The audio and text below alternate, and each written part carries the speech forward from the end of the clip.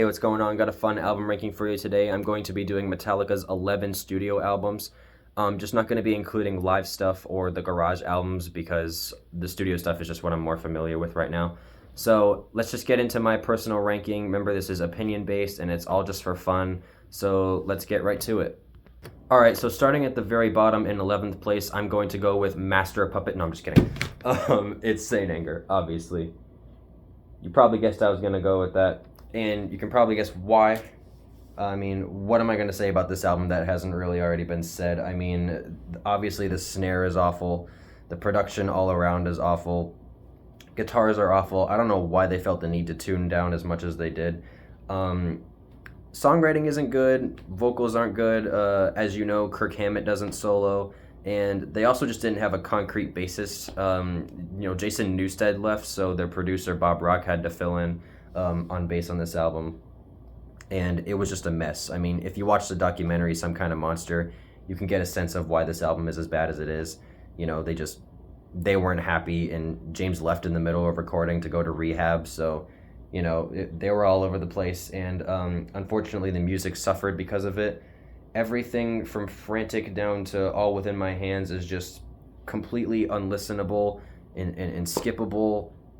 This album is really just like, it's just noise. Like, I felt like I lost brain cells listening to this album, to be honest. I mean, it's that bad.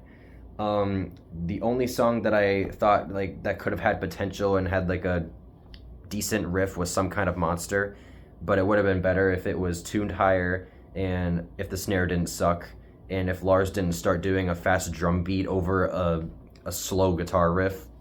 Makes no sense. I don't know why he thought that was a good idea, but it just ended up sounding really stupid. And yeah, I mean, the worst song on this album is probably "Shoot Me Again." That is honestly probably my least favorite Metallica song of all time. I don't know what that song is. It is just god awful. And yeah, Saint Anger, just not a good album. Unfortunately, it is stuck in the early 2000s, and it is definitely a trendy album. It's trying to sound like other bands that were popular at the time. I don't know why. They're Metallica. They don't need to try and be something they're not by, tuning their guitars down and whatnot.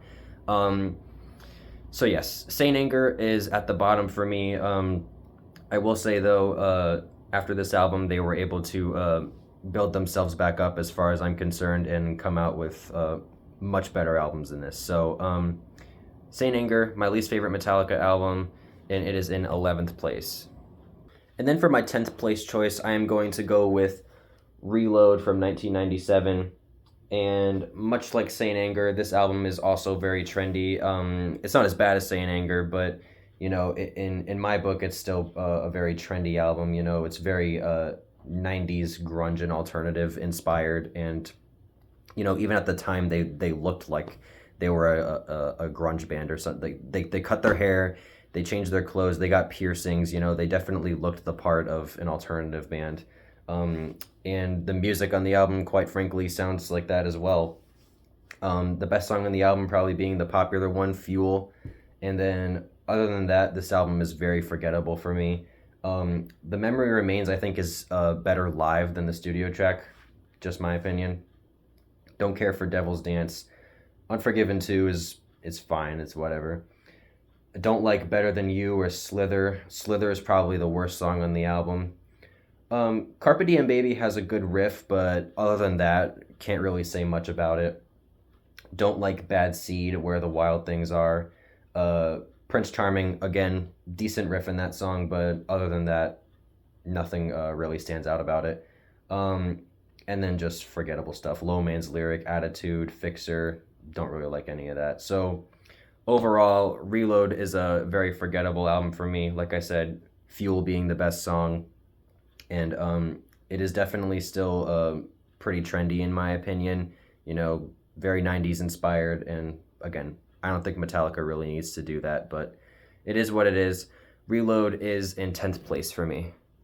And then in 9th place, I'm going to go with the album that came before Reload, Load from 1996. If you don't know, Load and Reload were intended to be a double album, and that would have been a freaking long double album because Load is their longest album in their discography. And Yeah, ultimately, Load has more songs on it that I enjoy than Reload does. Um, Good riffs, some pretty good songs. I can get into the first two songs on the album. House That Jack Built, don't care for that song. I like Until It Sleeps and King Nothing. Hero of the Day, don't like that song at all. It's probably my least favorite on the album. And then it goes into my favorite song on the album, Bleeding Me. That's probably my favorite song to come out of the Load Reload era. And then it goes into Cure, Poor Twisted Me, and just forgettable stuff. Wasting My Hate has got a pretty good riff. Not much else besides that. And then it goes into Mama Said, the Metallica country song. Why? I mean, I know it's for his mom, I get it, but like, why did it have to be a country song? Ugh. And then it goes into Thorn Within, pretty forgettable. And then it goes into Ronnie, which is a pretty cool song, Metallica doing blues. That's pretty interesting, pretty ZZ Top inspired, so it's cool. I can get into it.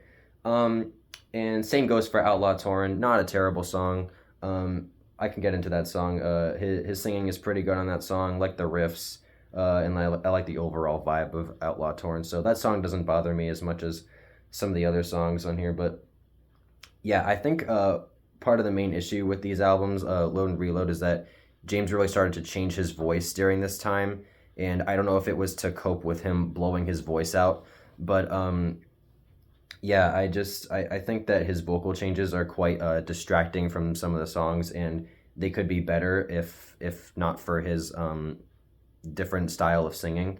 But you know, like it is what it is, and if I added it up, I don't know. There's 14 songs on this album, so that's a lot of songs. But if I did the math and I probably added up all of the songs that I enjoy, it would probably be like half, maybe almost. I mean, I probably like five or six songs. I didn't count it up, so I don't really know. But yeah, Load is like almost a halfway decent album for me, and it is in my ninth place. And then next up in eighth place is an album that I kind of hate to have this low because I really enjoy it. This album is kind of half and half with the fans. Some hate it, some don't. I'm one of the fans that like it. I'm going with their newest release, 72 Seasons. Like I said, I really enjoy this album, and it's definitely grown on me within the last year. Um, it opens with 72 Seasons, the title track. It's a very strong title track and a great opener to the album. Then it goes into Shadows Follow. Wasn't as big on that song when I first heard it, and now I like it a lot more. The Batman riff is pretty cool in that song. And then it goes into Screaming Suicide. Always like that song. That song rocks. And I enjoy Sleepwalk My Life Away and You Must Burn. Definite Black Sabbath vibes on that song. And Lux Eterna, probably my favorite song on the album. Um, definite, definitely Kill 'Em All inspired. It sounds like Hit the Lights to me. And Crown of Barbed Wire. Again, I wasn't huge on that at first. Now I like it a lot more. Um, I like Chasing Light as well as If Darkness Had a Sun. And Too Far Gone and Ruin Mirrors are the two songs on the album that I'm not as huge on. They kind of feel like filler tracks to me. Um, However, I do like the harmony sections on both those songs. They did a good job with that. And then it closes with their longest song to date, Inamorata. Absolutely love that song. It's a beautiful song. Um, Love everything about it. The riffs, the melody, the harmonies on that song. James's singing is great. On the whole album as well, even if there is a little bit of touching up, he's 60 years old, it's kind of to be expected. But either way, I really enjoy 72 Seasons. There's really just two songs that I'm not as huge on. And other than that, really enjoy this album, and it is in my eighth place. Then for my seventh place choice, I'm going to go with an album that would probably be a little bit higher in other people's rankings, but I still enjoy it. I'm going to go with the classic, best-selling Black Album, and half the songs on this album are played on the radio. So there's probably only like two songs on this album that I'm not as huge on, and they are popular ones, so prepare yourself. Wherever I May Roam and Nothing Else Matters. Just they're not terrible songs by any means. I'm just compared to the other songs on this album, just not as big on them. I still like Enter Sandman, overplayed as it is. Um, Love Sad But True, it's extremely heavy. Um, Holier Than Thou, it's one of my favorites on the album. Unforgiven is a great song. I talked about Wherever I May Roam. Don't Tread on Me, love it. Through the Never, amazing song. That's probably my favorite on the album. Um, Nothing Else Matters is probably musically the weakest song on the album, in my opinion. Like I said, not a bad song. Um, of Wolf and Man, like that song. The God That Failed is a great heavy song on this album. My Friend of Misery, that's another great one. Put Jason Newsted front and center on that song. I think he wrote the intro bass riff on that song, if I'm not mistaken. And love the harmony section in this song and the solo. All around great tune. And then it finishes with The Struggle Within. That's also a great song from this album. So overall, this album is really good. Like I said, just two songs I'm not as huge on. I will say that this is probably the best production on any album they've really ever had, probably next to Master of Puppets. Yeah, they really hit the nail on the head with the production on this album. So Black Album is in 7th place for me. Next up in 6th place, I'm going to go with the amazing Hardwired to Self-Destruct. Absolutely love this album. The whole first side is just absolutely amazing. Hardwired, great opener. Atlas Rise, Now That We're Dead, Moth into Flame, Dream No More. That's a very, very heavy song. Really dig that one. As well as Halo on Fire. There's a lot of different parts to that song. Really like that one. And then side 2 opens with Confusion. Again, another great rockin' tune. Man Unkind, not as big on that one. It's not a bad song, but I'm just compared to the other songs on the album, I'm just not as huge on that one. And then Here Comes Revenge. Love Here Comes Revenge. One of my favorites for sure on this album. Am I Savage is good. Murder One is kind of like it a little less than Man Unkind. So that's the other one on this album that I'm not big on. And then it finishes with the very strong, very thrashy Spit Out the Bone. Love that song, and it may be my favorite on the album. I don't know. I'd probably have to think about that a little harder. There's a ton of great songs on this album, but Spit Out the Bone is definitely one of the best songs on the album. So again, just two songs on the album that I'm not as huge on, but they're not terrible. Hardwired to Self-Destruct is a very, very strong album. Great production, great playing, all around amazing album. It is in my 6th place. And now we have made it to the top 5, and I'm really glad this album made it into my top 5 because in my book, it deserves it. I'm going with Death Magnetic from 2008. Absolutely love this album. It is incredible. The playing and the songs on this album, just all the way through, I love it all. That Was Just Your Life, great opener. The End of the Line, Broken Beat and Scarred, Day That Never Comes, love that song. So many parts to that song. All Nightmare Long rules. Cyanide is great. Unforgiven 3 is a good song. It's probably my least favorite on the album, but it's still a good song. It actually opens with piano, which is pretty interesting for a Metallica song. Judas Kiss, again, great song. Suicide and Redemption, which is the instrumental off this album. It's probably my least favorite of the instrumentals, but again, still really like it. And then it closes with the very strong, very thrashy My Apocalypse. Probably might be my favorite song off Death Magnetic. It is just an incredibly strong, very fast and thrashy song. And overall, this is a pretty thrashy album. This was the first album after Saint Anger, and listening to this after Saint Anger was like a breath of fresh air. It is just amazing. The production on this album still isn't great. I think they were trying to go for like more of a raw kind of sound on this album, but it doesn't really take away from the songs for me. Death Magnetic is still an extremely strong album in my book, and it is 5th place for me. And then next up in 4th place, I'm going to go with the amazing Baseless and Justice for All. The first album to feature Jason Newsted, and you can't even hear him. Oh well. I still say they should remix it and boost the bass up because it is possible. People on YouTube have done it, so, it's not impossible. But the songs on this album are still incredible.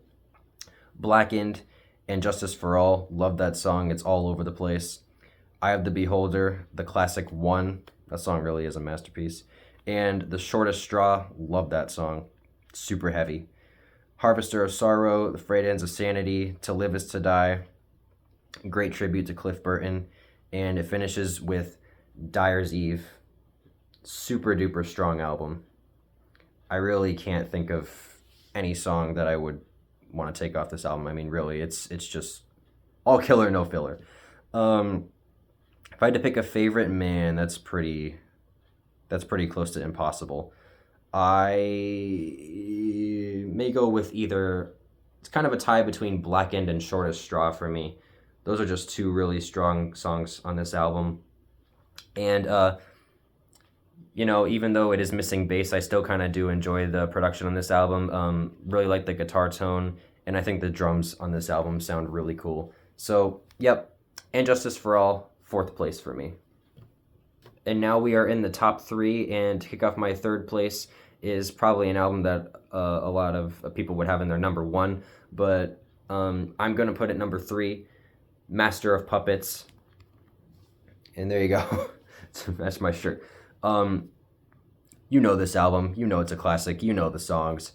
Battery, one of the best intros on any song they've ever had. The classic Master of Puppets. The Thing That Should Not Be, one of their heaviest songs ever. That song is a monster. Welcome Home Sanitarium, one of my favorite Metallica songs ever. Disposable Heroes rocks. Leper Messiah, Orion, probably my favorite instrumental from the band is Orion. And then it finishes with Damage Inc. And actually, when I first heard Damage Inc., I thought that opening was a guitar, but come to find out it was Cliff Burton doing bass, so that's just incredible to me. He really started to get more experimental on this album with like Orion and, like I said, the intro to Damage Inc. Would have been interesting to see how he progressed if he had lived, but oh well,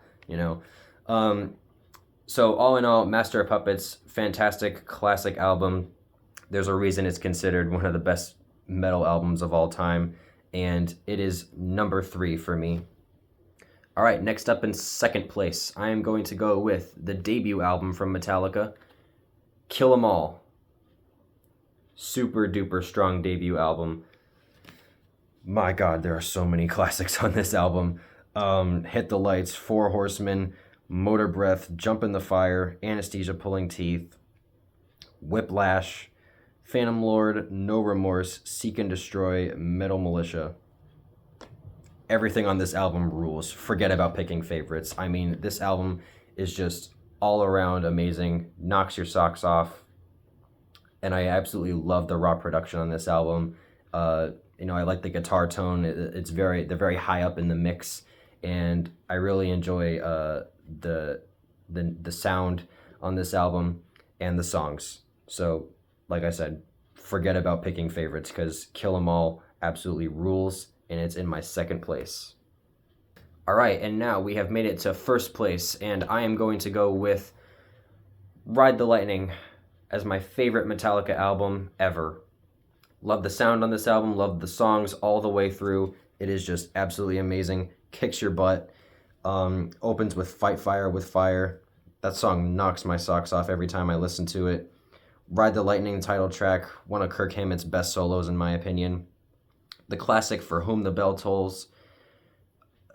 Then it goes into Fade to Black, one of probably their best ballad in my opinion. And then it goes to Trapped Under Ice, super strong song, absolutely love it. Love Escape, even though they never play it. Creeping Death, classic one that they usually open their shows with. And then it finishes with Call of Cthulhu, probably my 2nd favorite instrumental from the band. And overall, Ride the Lightning is an absolutely amazing album. It's thrashy, it's heavy, and like I said, kicks your butt, knocks your socks off. And honestly, the first 3 albums, Kill 'Em All, Ride the Lightning, and Master of Puppets, could be a toss-up for, 1st place. I mean, depending on the day, honestly, any of their first 3 albums could be number 1 for me. But for right now, I'm going to go with Ride the Lightning. And there you go. That was my Metallica album ranking. That was pretty fun. Let me know what you think of my rankings, and leave what your favorite Metallica album is. Thanks for watching, and I'll catch you later.